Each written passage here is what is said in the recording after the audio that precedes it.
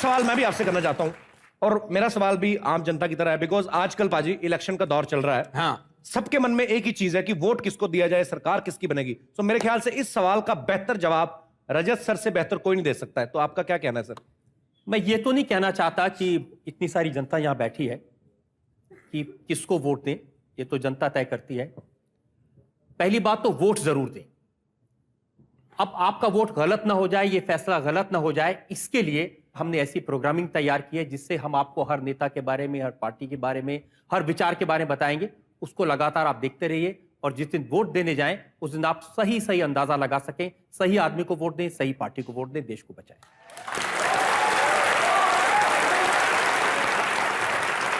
सिद्धू भाजी, और मेरे मन में एक सवाल है कि हमारे देश में जितनी भी तमाम पॉलिटिकल पार्टीज हैं, तकरीबन सबके सब एक काउंसलर से लेके पीएम लेवल के जो उम्मीदवार हैं, सब रजत सर के दोस्त हैं। सर, कभी ऐसा नहीं हुआ किसी मंत्री ने आपको कहा हो कि देखो रजत, मेरे बारे में थोड़ा पॉजिटिव दिखाना चैनल पे? ऐसा कभी होता है सर? ऐसे ही आज तक तो किसी की हिम्मत हुई नहीं।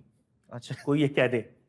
लेकिन लोग ये पूछते हैं कि जब आप इतने सवाल पूछते हैं कि क्या ये लोग सुधर रहे हैं, किसी में कोई इंप्रूवमेंट आ रहा है, और मेरा एक ही कहना है, इन लोगों का एक ही नारा है, एक ही स्लोगन है, हम नहीं सुधरेंगे।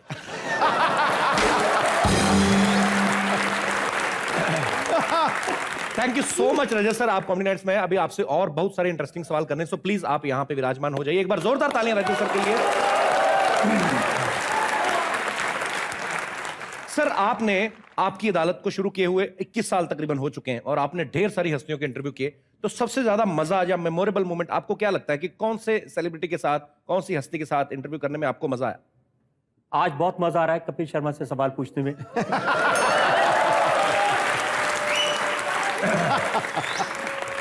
क्या करें सर, करिश्मा ही ऐसा है। मैं जरा लोगों को बताना चाहता हूं जी। पहली बार जब कपिल मुझे मिले तो एयरक्राफ्ट में थे, ये मेरे साथ वाली सीट पर बैठे थे। इन्होंने थोड़ा सा मुझे देखा और जेब से रुमाल निकाला, मुंह पे ऐसे रख लिया और आंख बंद करके सो गए। थोड़ी देर में जब एयर होस्टेस आई, उसने इन्हें खाना देने के लिए उठाया तो ये दूसरे से मुंह करके खाना खा रहे थे। तो मैंने इनको पूछा, मैंने कहा आप ही वो कपिल हैं जो बहुत अच्छी कॉमेडी करते हैं?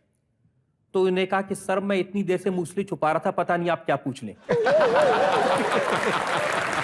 और उस दिन मैंने तय कर लिया था कि एक दिन कपिल शर्मा को कटघरे में बिठाकर इनसे सवाल जरूर पूछूंगा।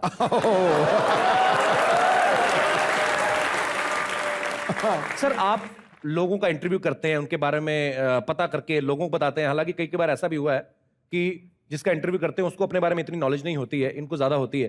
तो सर, आपके बारे में भी लोग जानना चाहते हैं कि आपने अपने सफर की शुरुआत कहां से की, कैसे इस मुकाम तक पहुंचे आप? कॉमेडी शो है, लेकिन मेरी जो कहानी है वो उतनी सेक्सी, उतनी कॉमेडी वाली नहीं है, दुख भरी है थोड़ी सी। कोई बात नहीं, कॉमेडी शो है, लेकिन एक मैसेज जरूर होना चाहिए लोगों का। कपिल, बचपन मुझे याद है, एक 10 बाई 10 का कमरा था, एक बीमार पिताजी, बीमार मदर और बीमार बहन, 3 लोग और 7 भाई। 10 लोग उस 10 बाई 10 के कमरे में रहते थे। इतनी जगह नहीं थी कि फ्लोर के ऊपर हम सब लोग एक साथ इकट्ठे सो सकें, तो तख्ते जैसे लगाए हुए थे, उसके ऊपर एक एक करके सोते थे, एक के ऊपर एक। नहाने के लिए गली के नुक्कड़ पे एक नल था, वहां जाते थे, वहां से हम नहाते और 2 बाल्टी पानी एक बहन के लिए, एक माँ के लिए ले आते थे। पढ़ने के लिए रात को मैं रेलवे स्टेशन पर जाता था क्योंकि हमारे घर में बिजली नहीं थी जी। खाने के लिए कभी मिलता था, कभी नहीं मिलता था।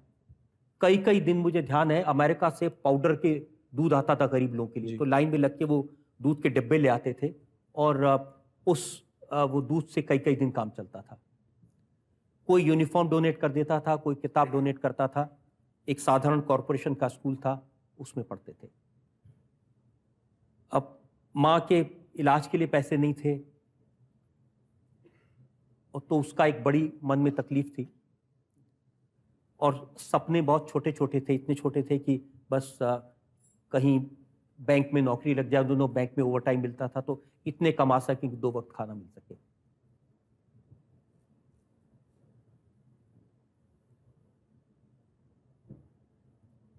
अभी भी वो दिन याद आते हैं तो तकलीफ होती है।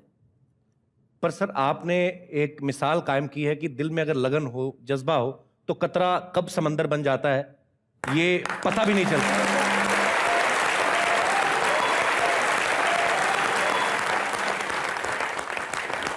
एक बार जोरदार तालियां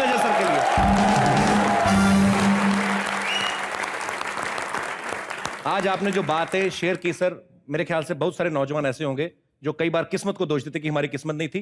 तो बात वही है, आपके अंदर जज्बा होना चाहिए, किस्मत विस्मत कुछ नहीं होती, आप खुद लिखते हैं अपने लिए। आपके दिल में जो भी है, जो भी आप करना चाहते हैं, अगर सच्ची लगन से करें तो आप भी वो मुकाम हासिल कर सकते हैं। मैं कपिल बताना चाहता हूं लोगों को कि सपने देखने चाहिए। हमने तो नहीं सपने देखे थे, लेकिन जो हमारे बाबूजी थे वो सपना देखते थे। घर में टीवी नहीं था तो पड़ोस के घर में हम टीवी देखने जाते थे। उन दिनों क्या होता था, आधी फिल्म सैटरडे को दिखाते थे, आधी फिल्म संडे को दिखाते थे। तो एक दिन जब संडे को बाकी फिल्म देखने गए, शहीद फिल्म थी, तो उन्होंने अंदर से दरवाजा बंद कर लिया। मैं घर वापस आया तो आंख में आंसू थे। तो बाबूजी ने पूछा कि क्या हुआ, तो मैंने कहा हम फिल्म देखने गए थे, उन्होंने दरवाजा बंद कर लिया, मैं आधी फिल्म देख नहीं पाया। तो उन्होंने कहा कि किसी दूसरे के घर में किसी तीसरे को टीवी पर देखने जाते हो, कुछ ऐसा करो कि तुम टीवी पर आओ और लोग तुम्हें देखें। वाह।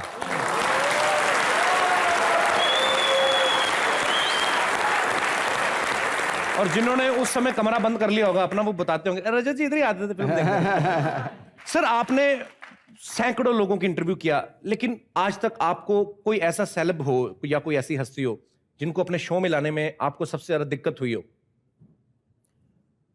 फिल्म इंडस्ट्री के शहंशाह, सबसे बड़ा स्टार, सबसे बड़ा एक्टर जिनको मैं मानता हूं, जो इंस्टीट्यूशन है, दिलीप कुमार साहब। जी जी, दिलीप साहब। मेरी बड़ी तमन्ना थी उनको शो में लाने के लिए। मैं उनके घर गया उनसे मिलने के लिए। सुबह 9:30 बजे उन्होंने बिठाया। अच्छा। और शाम को 6:30 बजे तक हम बात करते रहे। अच्छा। उन्होंने कहा कि तो आप दिलीप कुमार को आपकी अदालत में बुलाना चाहते हैं, क्या पूछेंगे आप? तो मैंने कहा दिलीप साहब, हम आपसे वही डिस्कस करने आया हूं। जी। आप पूछेंगे कि ए यूसुफ खान, ए दिलीप कुमार, तुम डायरेक्टर के काम के साथ इंटरफेरेंस करते हो? तो मैंने कहा ये तो पूछेंगे जरूर। उन्होंने कहा कि 23 जून 1973 एक मोहतरमा आई थी सवाल पूछने के लिए, उन्होंने यही सवाल पूछा। तो मैंने उनसे पूछा कि किस बिना पर आप कह रही हैं, क्या सिर्फ अपनी कब्र से आए थे आपसे ये पूछने के, बताने के लिए कि दिलीप कुमार इंटरफेयर करता है? क्या महबूब साहब की रूह आई थी आपको ये बताने के लिए? तो मोहतरमा ने कहा कि नहीं, हमने सुना है। तो सुना है कि बिना पर तुमने दिलीप कुमार से पूछा कि तुम डायरेक्टर के काम से इंटरफेयर करते हो, इंटरव्यू बर्खास्त, गेट आउट। तो मैं डर गया। मैंने कहा नहीं साहब, दिलीप साहब ये फर्ज नहीं पूछेंगे। बेशक आप पूछेंगे। अच्छा। बरखुरदार आपको पूछना पड़ेगा, क्योंकि जनता की अदालत है, आपको ये सवाल पूछना पड़ेगा। और फिर उन्होंने एक दिन मुझे कहा कि जज कौन होगा? मैंने जावेद साहब का नाम, मैंने कहा जावेद अख्तर साहब। उन्होंने कहा वो अच्छा आदमी है। अच्छा। तो जावेद अख्तर साहब जज होंगे, ये भी तय हो गया। 5-6 दिन बाद मुझे जावेद साहब का फोन आया। उन्होंने कहा कि भाई आपने क्या बात की है दिलीप साहब से? तो मैंने कहा कि वो मुकदमे की बात हुई थी। तो कहा कि यार 5 दिन से मुझे रोज बुला के जजमेंट लिखाते हैं, मुकदमा हुआ नहीं था, मैं फैसला लिख रहा हूं।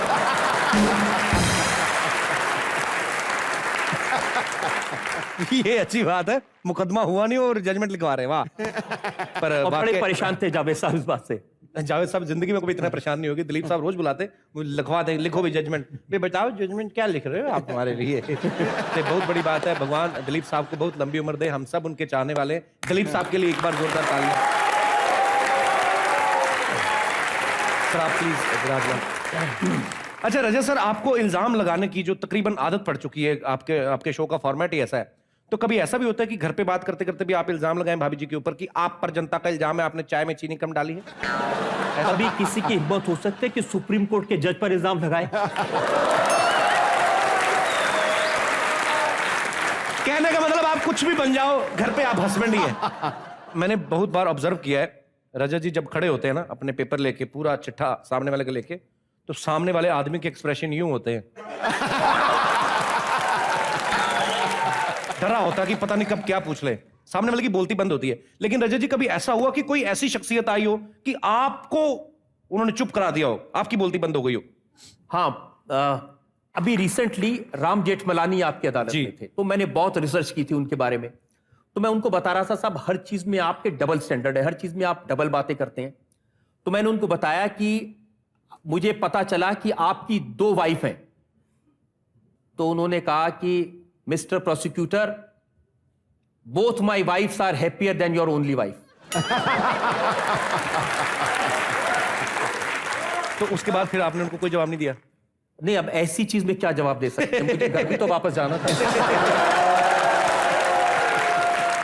रजत जी, आपने 20-21 साल से लोगों से पता नहीं हजारों लाखों सवालात किए।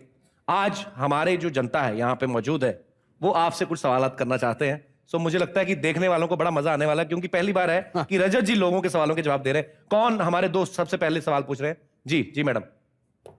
Cutie pie. मेरा क्वेश्चन ये है कि आप इतने सारे लोगों से सच उगलवाते हैं, पर कभी कोई आपके इतने सालों के एक्सपीरियंस में आपको कोई ऐसा बंदा मिला हो जिससे आपको सच उगलवाने में मुश्किल आई हो? जब मनमोहन सिंह जी आपकी अदालत में आए थे,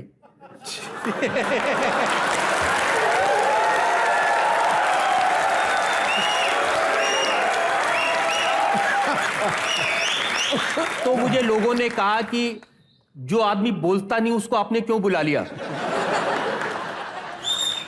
लेकिन मैं आपको बताऊं कि उस समय वो प्रधानमंत्री नहीं थे, ऑपोजिशन लीडर थे। शुरू में तो थोड़ा चुप रहे, लेकिन जब उन्होंने बोलना शुरू किया तो बहुत जोर से बरसे। एक दो बार वो बड़े गुस्सा भी हुए और एक बार मुस्कुराए भी।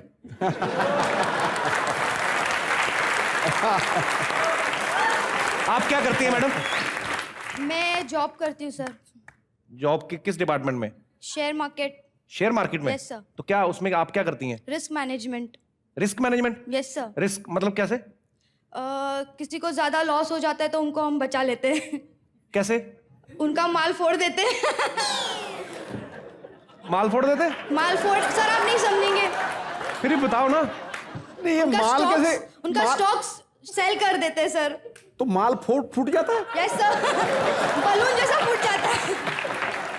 जैसे मान लीजिए 1 लाख रुपए के किसी ने शेयर लिए। Rajat sir, I want your help sir. Kapil वो कह रही है कि आप इतने पढ़े लिखे नहीं है, ऐसी बातों को समझ सके।